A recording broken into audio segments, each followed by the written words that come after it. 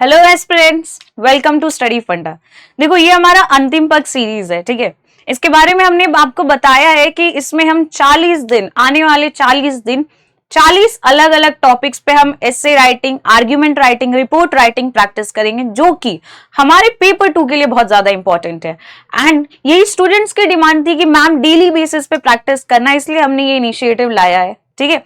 इसमें क्या करते हैं कि एक तो हम वॉइस नोट प्रोवाइड कराते हैं, टेलीग्राम पे आपको टॉपिक मिलती है, आपको उस टॉपिक पे अपना आंसर लिखना रहता है, पीडीएफ फॉर्म में अपलोड करना रहता है, फिर हम आपको उसमें वॉइस फीडबैक जो है प्रोवाइड कराते हैं। उसके साथ साथ हमारी एक्सपेक्टेड टॉपिक्स की जो बुक होती है, ठीक है, वो भी हम इसमें प्रोवाइड कराते हैं। आपको अगर इस चीज परचेज करना है तो आप क्या कर सकते हैं कि हमारा जो स्टडी फंडा का जो ऐप है, आप वहां से इसे परचेज कर सकते हैं। कुछ भी अगर आपको एक्स्ट्रा इन्फॉर्मेशन इससे रिलेटेड चाहिए तो स्टडी फंडा का जो हेल्पलाइन नंबर है, आप उस पर भी कॉन्टैक्ट कर सकते हैं। तो ये हमारा पहला दिन है। हमने आपको एक टॉपिक प्रोवाइड कराया था, एसे का एक टॉपिक था, और उस पर आपको क्या करना था, आंसर लिखना था, ठीक है। तो let's go to our topic. देखो एक चीज ध्यान में रखना कि ये जो पेपर है हमारा, ठीक है, एसे, आर्ग्यूमेंट, रिपोर्ट, अब इसमें बहुत लोगों को सबसे पहला कंफ्यूजन तो ये होता है कि मैम मार्क्स कितने आते हैं। तो यूपीएससी के मार्किंग स्कीम के हिसाब से एक एसे जो है वो 20 मार्क्स का रहता है, ठीक है। अब इस 20 मार्क्स से यूपीएससी अगर एक बहुत अच्छा ऐसे आपने लिखा, एक बहुत अच्छा ऐसे प्रेजेंट किया है, तो आपको देगा 50% एट मार्क्स। ये मैं इन जनरल सिनेरियो बता रही हूँ। तो आपको 10 एंड बियॉन्ड एक्सपेक्टेशन अगर कोई बहुत ही ज्यादा एक्सेलेंट ऐसे मिला है तो वो क्या होता है, 11 मार्क्स का। बट ये rare of the rare situation होता है। इन जनरल आपका टारगेट रहना चाहिए कि आप हर एसे में 8 से 9 क्या करो, स्कोर करो, ठीक है। 8 से लेके 9 आप क्या करो, स्कोर करो। बस इसके लिए सबसे पहले जरूरी रहता है कि आप टाइम पे एक आंसर को क्या कर रहे हो, कंप्लीट कर रहे हो। कभी भी एक एसे को लिखने में 15 मिनट से ज्यादा टाइम नहीं लगना चाहिए, ठीक है।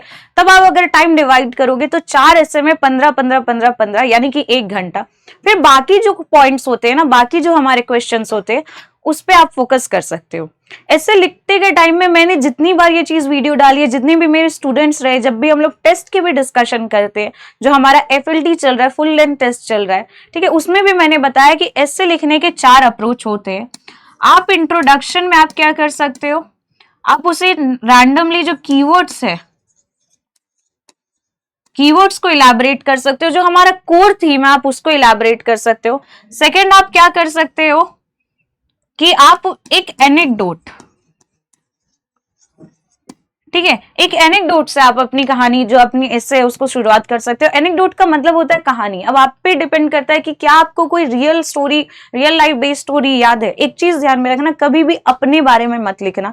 My uncle, me, I, my opinion, कभी भी आपके आंसर में कहीं भी me, I, my question, my answer, my point of view, my this, my that कभी भी नहीं होना चाहिए। आई, मी, माई सेल्फ कभी नहीं होना चाहिए, ठीक है। आपको कभी भी अपने आप को वहां पे आंसर में रिप्रेजेंट नहीं करना है। तो आप क्या करोगे, स्टोरी में किसी फेमस पर्सनालिटी के लाइफ से रिलेटेड कोई एक इंपॉर्टेंट इवेंट होगा, आप वो मेंशन कर सकते हो, ठीक है। कुछ नहीं आ रहा है तो आप स्टोरी बना भी सकते हो, ठीक है। और इसके साथ साथ quotes, you can begin your answer with a quote, ठीक है। अब वो कोट, बहुत बार ऐसा होता है कि मैम कोट्स याद नहीं है, ठीक है। देखो जरूरी नहीं है कि आप किसी फेमस पर्सनालिटी के कोट लिखो, ठीक है। बहुत बार ऐसा कर सकते हो कि आप खुद से कोट बना के लिख सकते हो, बट वो कोट एक कोट टाइप लगना चाहिए। आई होप आप मेरी बात समझ रहे होंगे। रैंडमली कोई स्टेटमेंट मत लिखो, स्टेटमेंट को थोड़ा सा आर्टिकुलेट इस तरह से करो कि वो एक कोट टाइप लगे, ठीक है। अगर आपको कोट के, जिसने वो कोट दिया है, जिसने वो स्टेटमेंट दिया, अगर आपको वो याद नहीं है, तब भी आप क्या करो कि आप एटलीस्ट वो कोट लिख दो। और जब भी कोट लिखो ना, तो अपने नेक्स्ट जो इंट्रोडक्शन है उसको उससे क्या करो, कनेक्ट करने की कोशिश करो। आगे जो हमारे जो भी टेस्ट रहेंगे, जो भी हमारे टॉपिक्स रहेंगे, उसमें हम कोशिश करेंगे कि हम कहीं पे आपको एक कोट प्रोवाइड करें, कहीं पे आपको डेटा प्रोवाइड करें। मतलब जो मल्टीपल वेज है ना, लास्ट जो हमारा तरीका होता है वो होता है रीसेंट डेटा, ठीक है, करंट इवेंट। तो हम आपको अलग अलग आंसर्स में अलग अलग अप्रोच सिखाएंगे कि ये कैसे लिखते कैसे, बट वी रियली एक्सपेक्ट कि आप भी डेली आंसर लिख रहे हो, ठीक है। इसलिए हमने ये इनिशिएटिव स्टार्ट किया कि डेली बेसिस पे प्रैक्टिस करिए। टेस्ट जो है वो संडे संडे को हमारा चलता है, ताकि आप जो भी बच्चों जिनको लगता है कि फुल लेंथ टेस्ट देना चाहिए, एंड कहीं ना कहीं टेस्ट देना बहुत ही ज्यादा इंपॉर्टेंट हो जाता है कि आप एग्जाम हॉल में कैसे बिहेव करोगे, तो उसके लिए टेस्ट देना बहुत इंपॉर्टेंट हो जाता है। बट उसके साथ साथ पूरे वीक डेली प्रैक्टिस करना इक्वली इंपॉर्टेंट हो जाता है। कमिंग टू आवर टॉपिक, ये देखो क्वेश्चन है, role of women in strengthening the internal security of India. अब देखो होता क्या है कि इंटरनल सिक्योरिटी से तो यूपीएससी अच्छे खासे क्वेश्चंस पूछती है, ठीक है। इंटरनल सिक्योरिटी के साथ साथ यूपीएससी एक और चीज पे ध्यान देती है, एंड दैट इज विमेन, ठीक है। विमेन, तो यूपीएससी क्या करती है कि बहुत बार विमेन के बारे में पूछी, women representation, women internal security, direct indirect बहुत बार पूछी। इनफैक्ट डोमेस्टिक वायलेंस जैसे टॉपिक्स पे भी क्वेश्चन आ चुके हैं। तो विमेन का इंटरनल सिक्योरिटी पे क्या रोल है ये भी पूछ सकते हैं ना। नोटिस वन थिंग कि हमारे कीवर्ड्स बहुत ही ज्यादा इंपॉर्टेंट होते हैं हमारे आंसर लिखने के लिए। यहां पे आपको पे बात किया जा रहा है इंटरनल सिक्योरिटी, ठीक है। जब इंटरनल सिक्योरिटी के बारे में बात करेंगे तो हम इंटरनल सिक्योरिटी के अलग अलग डायमेंशंस को लिख सकते हैं। For example defence, police forces, ठीक है, कम्युनिटी में जो उनका कंट्रीब्यूशन होता है, हम ये अलग अलग डायमेंशंस को लिख सकते हैं। अगर यहाँ पे इंटरनल सिक्योरिटी की जगह अगर डिफेंस रहता तो हम सारे फोर्सेस, पैरामिलिट्री फोर्सेस, आर्मी, ये सब के बारे में लिखते हैं। अगर पुलिस रहता तो स्पेसिफिकली पुलिस के बारे में लिखते हैं। But if we are talking about internal security, then we are collectively talking about all the women in different departments who are contributing somewhere और somewhere else in the internal security, ठीक है। तो जब हम लोग इनके बारे में बात करेंगे ना, तो आप इनफैक्ट आईएएस, आईपीएस, इनके भी एग्जाम्पल दे सकते हो। Getting my point. अब देखो, अब हमने यहाँ पे एक जो ऐसे है वो हमने स्टार्ट किया एक एनेक्डोट से। एनेक्डोट कैसे लिखते हैं कि मैंने यहाँ पे बताया है सबसे पहले कि कमलेश कुमारी, ठीक है, जो 13 दिसंबर 2011 को जो पार्लियामेंट में जो अटैक हुआ था उस पे वो उसके बारे में मैंने मेंशन किया कि कमलेश कुमारी ने बोला है कि स्टॉप राइट देयर, क्योंकि उनको एक गट फीलिंग आई कि कुछ ना कुछ गड़बड़ होने वाला है, ठीक है।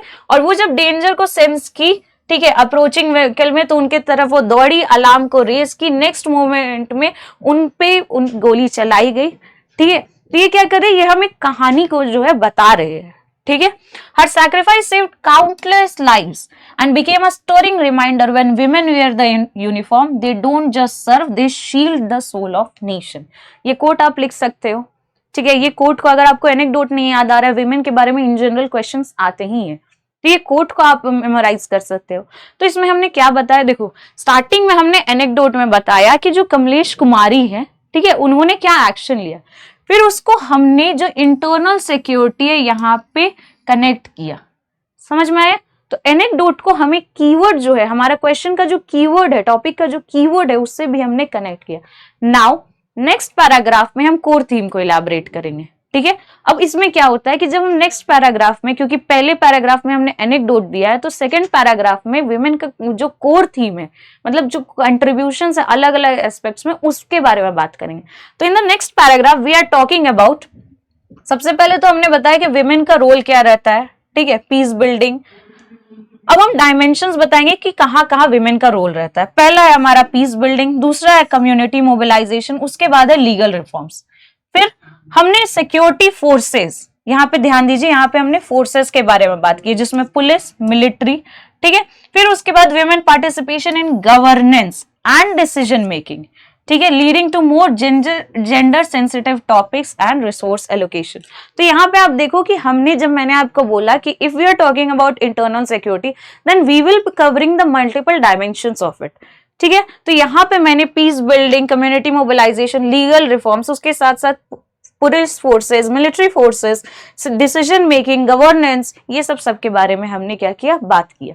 नेक्स्ट पैराग्राफ में जो हमारे बचे हुए डायमेंशंस है ना, हम उस पर बात करेंगे, ठीक है, और थोड़ा सा इसको इलैबोरेट करेंगे। सबसे पहला है कम्युनिटी पुलिसिंग, ठीक है। कम्युनिटी पुलिसिंग के साथ साथ हमारे जो हेल्पलाइन है 112-181, ठीक है, हम इसके बारे में दे सकते हैं। उसके साथ साथ स्टेट में जो अलग अलग जगह पे बहुत सारी फोर्सेस ये सब बनाई गई है। अब सीआईएसएफ का जो रिजर्व बटालियन बना है सिर्फ और सिर्फ women specific, Republic day parade में जो विमेन का पार्टिसिपेशन था, ठीक है, विमेन पर्सनल ये सब का पार्टिसिपेशन था, आप इन सब के बारे में भी रेफरेंस दे सकते हैं।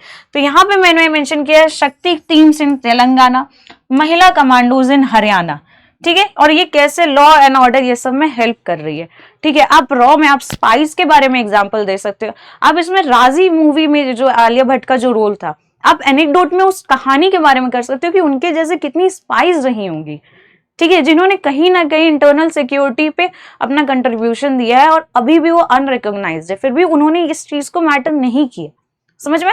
तो इस तरह से आप कहानी देखो, होता क्या है ना कि कंटेंट एनीवे सबके पास रहता है।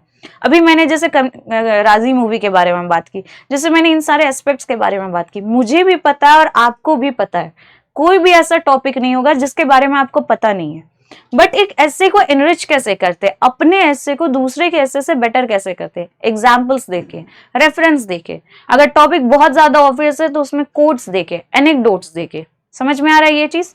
अब आइए हमारे नेक्स्ट पैराग्राफ में, realising their importance in international security of India, internal security of India, international security of India, दोनों पे हम फोकस करेंगे। Government has implemented various reservation for women. अब जैसे कांस्टेबल लेवल पे सीएपीएफ में, सीआरपीएफ, सीआईएसएफ, ये सब में 33% रिजर्वेशन की बात की गई है। नेक्स्ट कंटेंट कि बॉर्डर गार्डिंग फोर्स, इसमें 14 to 15% है। ठीक है, फिर उसके बाद एप्लीकेशन फीस, रिलैक्सेशन, ये सब भी उनको प्रोवाइड किया गया। अब सीएपीएफ के एग्जाम में आप जब फिजिकल की तैयारी करेंगे तो आप देखेंगे कि आपके लिए नॉर्म्स, अगर आपको 100 मीटर जो है वो 15 सेकंड में लगाना है तो विमेन के लिए 18 सेकंड है वो। तो अब ये सारी चीजों के बारे में बता सकते हैं कि रिलैक्सेशन किस तरह से प्रोवाइड की गई है ताकि उनका पार्टिसिपेशन जो है वो हम क्या करें, इंक्रीज कर सके। तो देखो पैटर्न कैसे हुआ कि फर्स्ट एक पैराग्राफ में हमने एनेक्डोट के बारे में बताया, दूसरे पैराग्राफ में हमने डिटेल बताया कि किस किस डायमेंशन में विमेन पार्टिसिपेट करती हैं और किस किस डायमेंशन में वो हेल्प करती है। दैट इज कि हमने जो हमारा कोर थीम था, जो टॉपिक था, उसे एलैबोरेट किया। फिर उसके बाद हमने बताया एग्जाम्पल, एक पैराग्राफ हमने डेडिकेट किया एग्जाम्पल्स को लेके। इसके बाद वाले पैराग्राफ में हमने बताया कि सरकार क्या क्या कर रही है ताकि इनका पार्टिसिपेशन बढ़े, ठीक है, इनका कंट्रीब्यूशन जो है बढ़े। उसके बाद हम जैसे अलग अलग पैराग्राफ्स में ना, अब हम इस पैराग्राफ्स में इनिशिएटिव्स क्या क्या लिए गए हैं, ठीक है, 112, 181, शक्ति टीम्स तेलंगाना में, महिला कमांडोज हरियाणा में। तो हम क्या करें कि जितना हम कंटेंट हो सकता है, जितना हमारे दिमाग में कंटेंट आ रहा है, हम उसको इंक्लूड करें अपने हिसाब से, क्या करके, आर्टिकुलेट करके। ठीक है, नेक्स्ट पैराग्राफ में जब हम आएंगे तो उनके इंपॉर्टेंस को देखते हुए गवर्नमेंट ने reservation for women, constable level, CAPF, CRPF, border guarding force, ये सब के बारे में बताया है। फिर CRPF assistant commandant Poonam Gupta को, ठीक है, इनवाइट किया गया था राष्ट्रपति भवन में अपना वेडिंग ये होल्ड करने के लिए, वहां पे अपनी शादी करने के लिए। Also serves as an encouraging example of women to join arm forces. तो देखो ये जो internal security and women related ये जो टॉपिक दिया है, अब जाहिर सा बात है कि इसमें बहुत सारे लोग बहुत सारा कंटेंट लिखेंगे। आप चाहो तो आप इसमें चैलेंजेस लिख सकते हो कि विमेन को चैलेंजेस क्या क्या फेस करना पड़ता है। ठीक है, पहला तो कि security forces, defence forces, military forces, relaxation दिए गए, लेकिन फिर भी क्या वो रिलैक्सेशन एनफ है? बहुत बार आप लोग देखोगे कि विमेन जो फिजिकल ये सब में बहुत लोग और लड़कियां आउट हो जाती है। ठीक है, नॉर्म्स अभी भी कंपेरेटिवली स्ट्रिक्ट है। उसके साथ साथ बहुत वुमेन को पार्टिसिपेशन के लिए अलाउड ही नहीं होता है। जब वो पार्टिसिपेट करती भी है तब भी उन्हें डिस्क्रिमिनेशन, ठीक है। फिर उसके बाद जो एटीट्यूड रहता है कि कोई भी विमेन को हम लीडर की तरह अप्रोच कैसे करेंगे। जब जब विमेन ने सक्सेस का लैडर चढ़ा है, उन्हें चैलेंजेस और मल्टीप्लाई हुई है। प्लस वर्क के साथ साथ घर का मैनेजमेंट। तो आप क्या कर सकते हो, एक पैराग्राफ डेडिकेट कर सकते हो चैलेंजेस को लेके, आप एक पैराग्राफ डेडिकेट कर सकते हो कि हमें और क्या क्या करना होगा, सरकार को और क्या क्या करना होगा। समझ रहे हो ये चीज? तो डायमेंशन सबके अलग अलग होंगे, but my humble request to everyone writing answer is कि try to add more content. आप अपना आंसर लिखो, आप डेली ब्रेनस्टॉर्मिंग करो। जैसे हम लोग डिस्कस करें तो वहां पे समझो कि अच्छा आप ये टॉपिक लिख सकते, आप ये पॉइंट लिख सकते थे। ठीक है, जैसे यहाँ पे मैंने मेंशन किया महिला कमांडोज के बारे में, शक्ति टीम के बारे में, आप ये सब लिख सकते थे। तो आप क्या करो कि आप इस तरह से अलग अलग डायमेंशंस को क्या करो, मेंशन करो। ठीक है, नाउ नेक्स्ट जो हमारा टॉपिक है कि women are not only protectors, ठीक है, but also enablers of peace and social cohesion. ठीक है, तो यहाँ पे जो ये कंक्लूजन है ना, तो कंक्लूजन में हम किसी स्पेसिफिक डायमेंशन को मेंशन नहीं करते हैं। कंक्लूजन का मतलब होता है कि अब हम पूरे आंसर को क्या करेंगे, समराइज करेंगे। ठीक है, और समराइज के साथ साथ फ्यूचर अप्रोच डालेंगे।